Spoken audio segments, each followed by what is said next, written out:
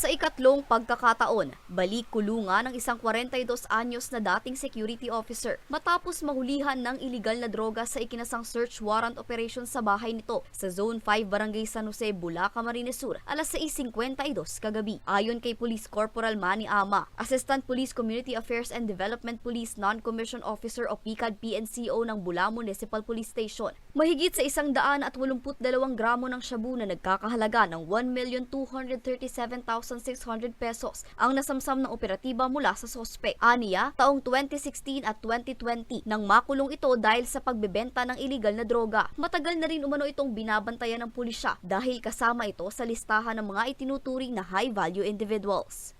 Base ma'am sa mga impormasyon pong nakarating sa amin, so ito po talaga ma'am is nagbebenta nga po ma'am ng illegal drugs. So subject po siya ma'am sa police operation po talaga ma'am, kaya na-applyan po siya ma'am ng search warrant po ng ating mga ahensya po ng pulisya or mga iba't ibang unit po. SW kasi ma'am, ipepresent muna po ito ma'am sa court yung suspect, pero yung mga illegal drugs ma'am, yung confiscated ma'am, isi-turn over po ito ma'am sa crime laboratory for laboratory examination po ma'am. Bukod sa iligal na droga, nasamsam din mula sa sospek ang 2 bala ng caliber 45, isang bala ng caliber 48 at isang bala ng caliber 357 na baril. Nasa kustudiya pa siya ngayon ng Bula MPS para sa kaukulang dokumentasyon at disposisyon. So unahin po muna natin ma'am dun sa pasasalamat po natin sa publiko na nagbigay po ng impormasyon para po makipagtulungan po sa ating lokal na pulisya na may sakatuparan ma'am yung implementation ma'am ng search warrant po against po dun sa subject po ng SW. Ano po?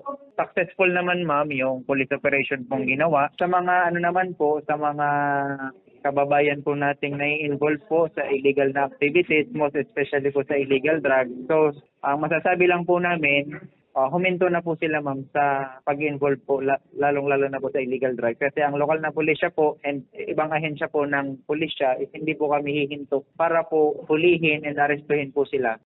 Maharap ang sospek sa kasong paglabag sa RA 9165 o ang Comprehensive Dangerous Drugs Act of 2002 at paglabag sa RA 10591 o Comprehensive Firearms and Ammunition Regulation Act. Para sa mga balitang Tatak, Bicol, Angeline Dagta.